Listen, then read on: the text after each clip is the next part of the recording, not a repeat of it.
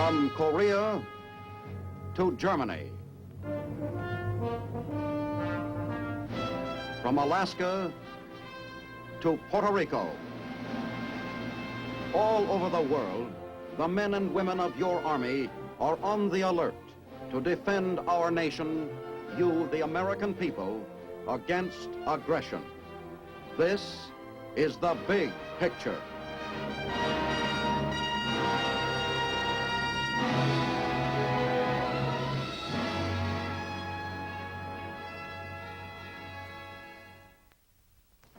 Welcome to the big picture. I'm Captain Carl Zimmerman, here to tell you about your United States Army. In this, the final program of the current Big Picture series, we'd like to tell you about a war the Army fights all the time, the war against waste. We'd like to show you how the Army encourages its soldiers to be cost-conscious. First, we take you to Washington, and a word from the Secretary of the Army, the Honorable Frank Pace, Jr. When I described the mission of your Army on the first program of this Big Picture series, I spoke of concrete action we were taking to eliminate waste in Army operations. In this program, you will see what I was referring to. War, by its very nature, is wasteful, and so are the measures we are taking to avoid war. Army equipment grows obsolete at a rate no business would accept. We have such a rapid turnover of people that the efficiency of our organization is constantly impaired. Remember that soldiers obtained through selective service are available for only 2 years, and several months are required to train them before they can begin to perform their jobs efficiently. This year alone, we will lose from the Army over 700,000 men. To properly replace them is really difficult. In addition, your Army, composed of more than 1.5 million uniformed men and women, is far larger than our greatest corporation and is scattered over half the world. I've been practically every place on the globe where Army troops are stationed.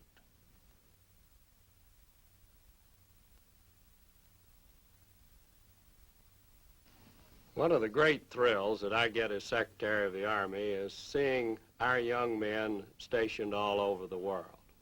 Actually, it gives me renewed faith in democracy to see these young men training to defend our way of life. To me, they're not only soldiers, they're ambassadors for our way of life, and I think they do a splendid job of it. I've been to Japan, Korea, and Okinawa. I've been to Hawaii and Alaska, where I've seen men battling against the elements. I've been all over this country to training stations in this country, to the Caribbean, to the Panama Canal. I've been over to Europe, in Germany, Austria, and Trieste, where our men stand for the forces of right against the forces of wrong. Now, while all those things are thrilling to me and to you as individuals, nonetheless, it makes for a big, complex, difficult to operate organization. That is one of the things that I have been trying to explain as the problem that faces us in your Army today.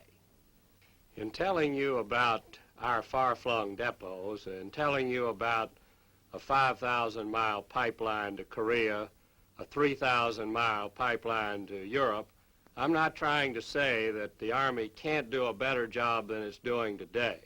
I'm merely trying to make clear to you that it's more difficult than most people think. I'm satisfied that we can do a better job. I'm satisfied we are doing a better job, and in the next half hour you'll see what I mean.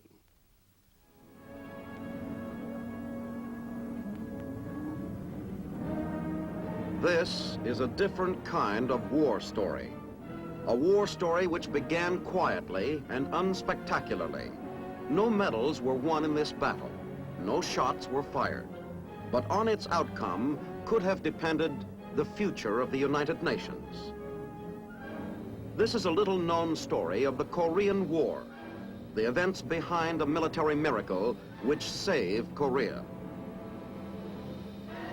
On June 25th, 1950, the morning in Korea was peaceful. The people, mostly farmers and peasants, went about their daily tasks in the fields. To most Americans, Korea was just another name in the headlines. Then it became more than that.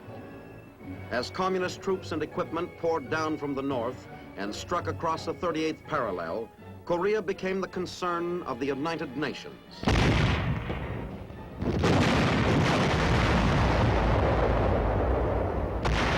In a matter of days, the peaceful mountains and rice paddies became a battlefield. The vicious attack continued, and the people of South Korea reeled back. To meet the aggression, America acted quickly and flew occupation troops from Japan. And the chiefs of the Far Eastern Command hurriedly met to take charge of the emergency. Communications between Japan and Washington buzzed night and day. Armies were on the move. Overnight, occupation troops were turned into combat soldiers, and one of the big problems was to equip them for their new role.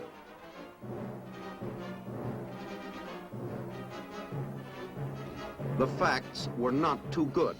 There weren't enough vehicles available to meet the exacting demands of combat, and our fighting men badly needed weapons. Tanks, guns, rifles, ammunition. They needed all they could get, but they fought bravely with what they had. The urgent order flashed back to America: we must have weapons, thousands of them now. But arsenals in America were already overtaxed. Military aid programs for Europe and other countries had almost swallowed up equipment salvaged from World War II. The unfortunate truth was flashed back to the Far East Command. It would take months before our production lines were ready, and it would take more precious months before the materials could be delivered 7,000 miles away in Korea. Things that were needed most, guns and ammunition, tanks and vehicles, we didn't have. Without them, it would be impossible to stop the advancing Reds. The urgency of the situation demanded quick action. And to achieve the military miracle which saved Korea, our military leaders turned to this: junk. Buried in the jungles and half submerged on the beachheads of the Pacific lay tens of thousands of rusting, wrecked weapons of another war, equipment of all kinds, seemingly useless, vehicles, personnel carriers, machinery, corroded hulks pockmarked with shell fire. It was all available. The miracle was to make this old equipment fight again. Plans to retrieve and rehabilitate most of the automotive equipment had been laid long before the Korean campaign, but the demands of combat now made the task of paramount importance. The job of performing this miracle went to the Japan Logistical Command. From their headquarters in Japan, they directed the biggest salvage drive ever. The stakes were high: American lives in Korea and the prestige of the United Nations. It was a race against time, and slowly, the miracle of supply, which was given the name Operation Roll-Up, moved into high gear. From collection points in the Pacific Islands, vehicles and weapons were rounded up. Gradually, the jungle gave up its valuable captives. Tanks, trucks, all kinds of vehicles and weapons were rooted out of overgrown battlefields and transported to Japan.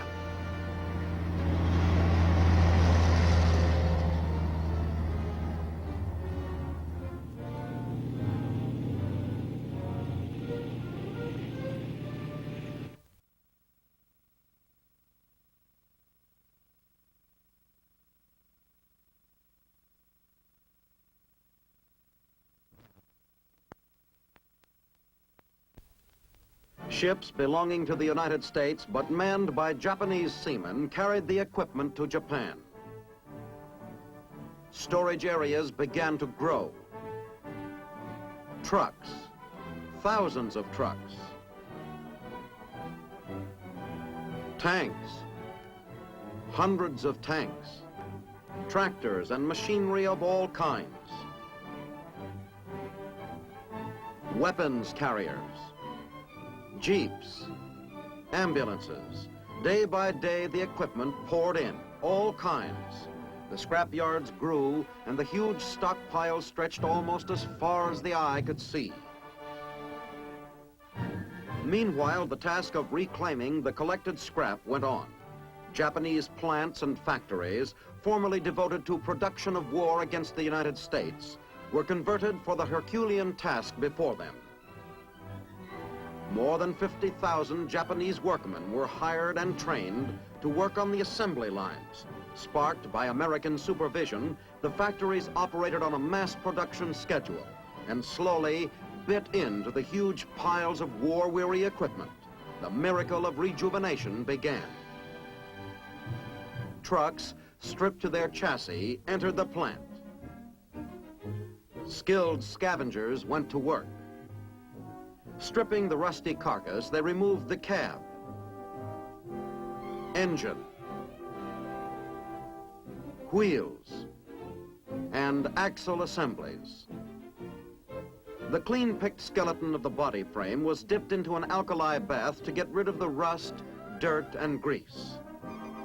All the different parts of the vehicle were cleaned chemically, mechanically, or by hand. After the cleaning, the component parts were repaired. Engines, the heart of the vehicle, got complete surgery. Cylinders were rebored, pistons refinished, engine blocks were honed, and crankshafts were reground. In a metallizing process, worn-out parts were built up by grafting molten metal onto them and were then ground down to the correct size and finish.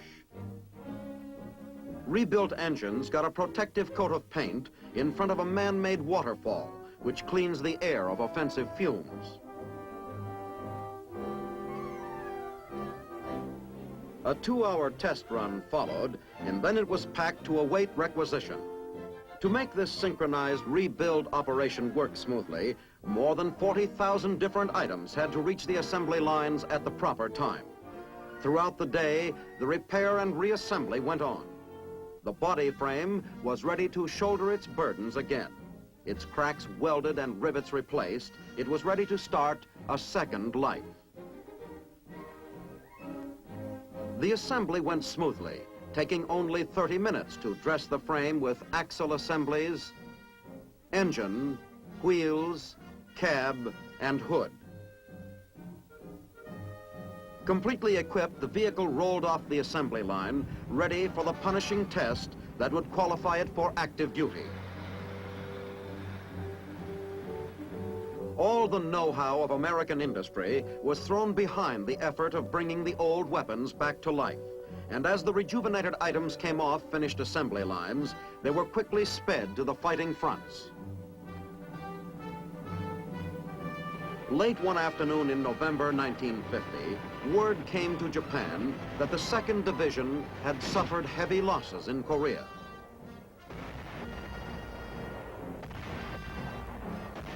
Before dawn the next day, 3 trainloads of equipment, enough for an entire combat infantry division, were being loaded on ships at Japanese ports.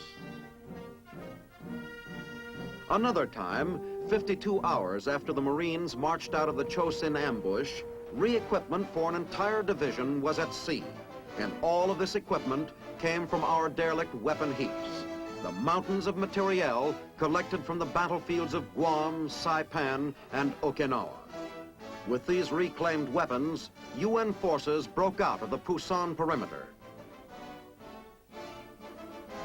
With rifles salvaged from the scrap heap, the 10th Corps hit the beaches at Incheon, and the 8th Army pushed north to meet them. In the first 3 months of the war, we used 100,000 tons of ammunition, all of it reclaimed through Operation Roll-Up. In the first 4 months of the campaign, 89,000 M1 rifles were rebuilt from the old weapons reaped in the Pacific Roll-Up or brought back from Korea. 49,000 jeeps and trucks were salvaged and used in Korea. 45% of all the tanks used in Korea were reincarnated from broken hulks. 82% of the armored cars. 75% of the artillery, 64% of the precision instruments, and 80% of the infantry weapons, mortars, rifles, carbines, bazookas and machine guns. All were brought back from the jungle and made to fight again.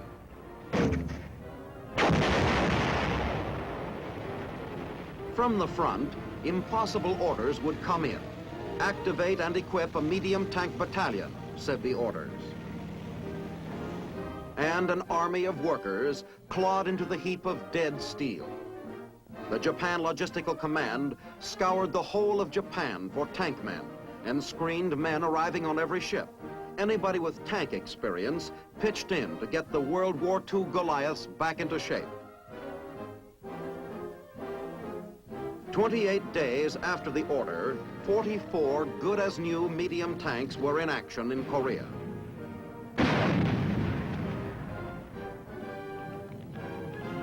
Riding in rehabilitated tanks, vehicles, and with their fingers on the trigger of former scrap heap guns, the 8th Army drove the Reds out of South Korea.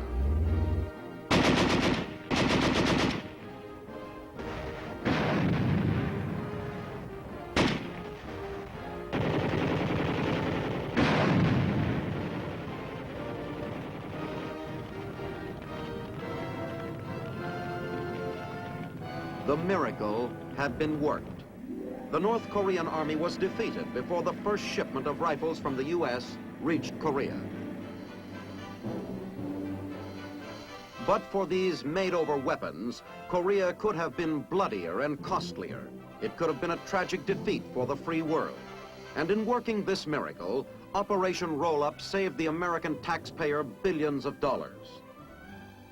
Today, this reclamation program continues to convert wrecked weapons into fighting machines, and does it at great saving. Every 4 minutes, a new vehicle rolls off the assembly line and takes its place in the ranks of ready replacements. These trucks would cost $6,000 in the States, but rebuilt in Japan, they cost 1/4 of that figure. It salvages a $2,000 Jeep for $800. An $18,000 tractor for $500. And a gun worth many thousands of dollars is returned to active duty for $400. Size is no problem to these giant ordnance repair shops, whether it's a $200,000 tank completely rebuilt for less than $5,000, massive 5- and 6-ton prime movers, bulldozers, or other heavy-duty equipment. Trailers, trailer tanks, fire engines, road graders. The number of vehicles rebuilt in 1 year has reached 250,000. The variety of repair is infinite. Half-track personnel carriers or small arms. Several rifles or carbines can be rebuilt for the price of a box of cigars. Not only ordnance items, but everything. Signal equipment. Machines like this complex and delicate teletypewriter with its hundreds of parts are completely reclaimed by Japanese mechanics.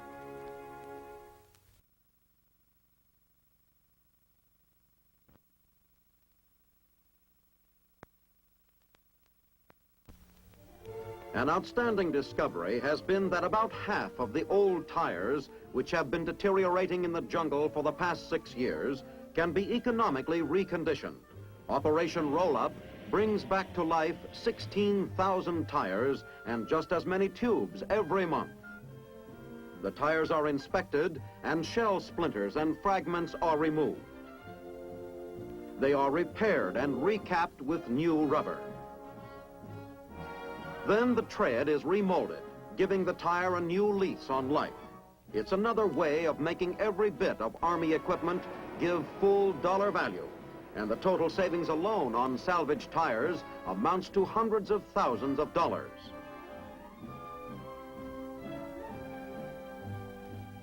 Today, after its gradual buildup, the money-saving Army reclamation program is in full swing. As the result of a large-scale cost consciousness program, the tentacles of conservation and salvage stretch out to the corners of the world, wherever there are military posts. They stretch right onto the battlefield, where the money-saving fight is still carried on. Conservation teams follow in the wake of combat, retrieving and collecting abandoned equipment.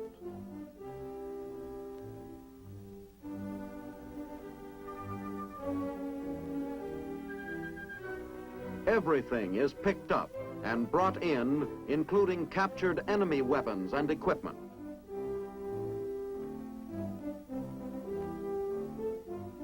Gasoline cans are collected by the thousands. After reconditioning, they are used time and time again. Battered canteens are remolded and put back into use.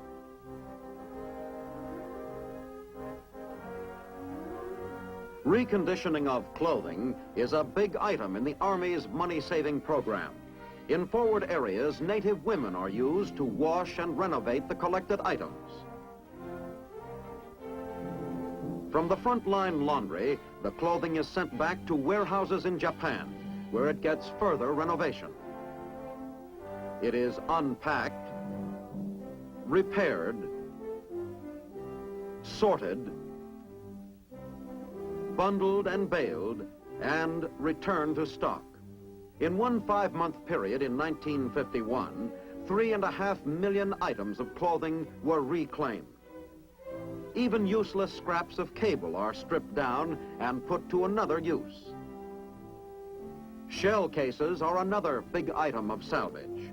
Ordnance retrieving parties pick up the piles of used shell cases from gun emplacements all along the front line and take them to a central dump. Korean labor is used to do the work wherever possible, and they wear special wooden harnesses to carry the heavy loads on their backs. The Signal Corps also carries on its conservation program in behalf of the American taxpayer and rehabilitates its old cable for reuse time and time again. In an 8-month period, approximately $1 million was saved by rehabilitating cable, which is now being reused in the war zones.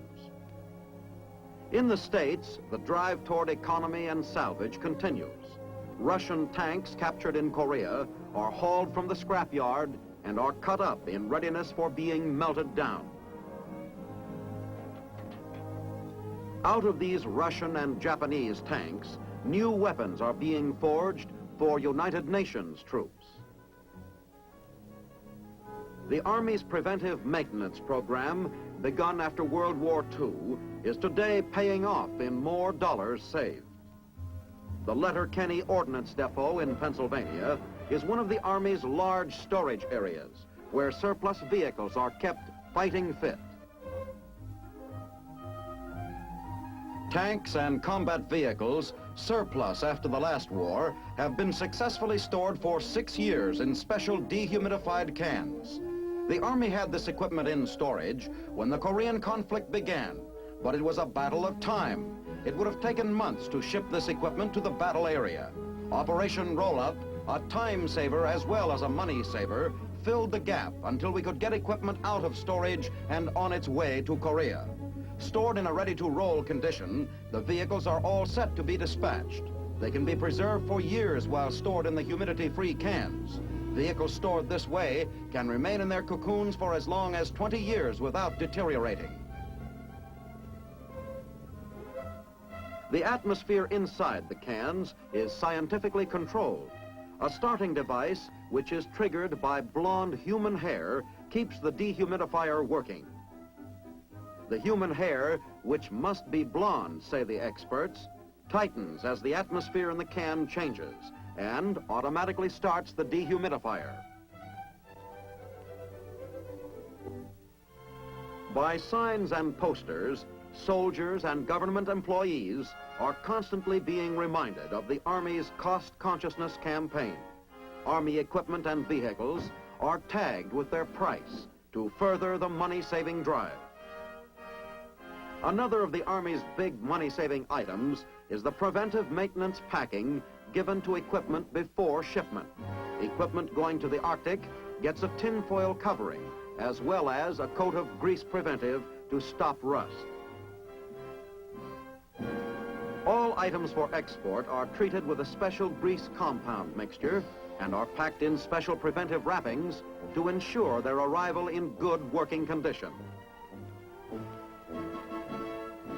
The Army today, dutifully aware of its responsibilities to the tax-paying people of America, is on guard against waste. Everywhere, the Army continues its war of salvage. In this battle, there will be no ceasefire. America today faces a new problem. It faces the problem of purchasing insurance for peace for the first time in its peacetime history. We are people who believe in insurance. We are likewise people who believe in getting the most for the dollar. That is how America has grown to the great nation that it is today. As Secretary of the Army, I am dedicated to the proposition that we will get more for the taxpayer's dollar. That means that we'll get more fighting power for every Army dollar that's spent. Expressed in simple terms, it means that if a soldier turns off a light button that might otherwise be on, it means that if he stops a motor that's running, if he protects a rifle that he might otherwise lose, that means that somewhere in the world there is more equipment for those who are fighting for the forces of freedom. That's why we have a cost consciousness program and have had one for over a year that identifies in every soldier's mind the fact that he is a taxpayer as well as a soldier. That's why we started Operation Red Tape, to try to cut the red tape out of the Army if it's possible. Even more important, that's how we achieve certain measurable savings, such as $8 billion in saving for rehabilitation of old equipment. There are other statements of savings here, but the big point is that I think today the Army as a whole realizes that it's important that it save the taxpayer's dollar, their dollar. In doing so, it means that the insurance for peace can be bought more cheaply in a time when our economy is as important as our national defense. Thank you, Mr. Secretary, for being our guest on this final program of the current Big Picture series. What you have seen during the past 13 weeks has been a documentation of your Army at work, an Army second to none, dedicated to freedom and the defense of the United States. An Army of men and women, intelligent, trained soldiers whose strength lies in their state of preparedness. An Army of the finest weapons in the world today, backed by science and industry. An Army made of many individual parts, welded together by teamwork. The Army of the United States is your Army, dedicated to the defense of the American heritage from which it was born.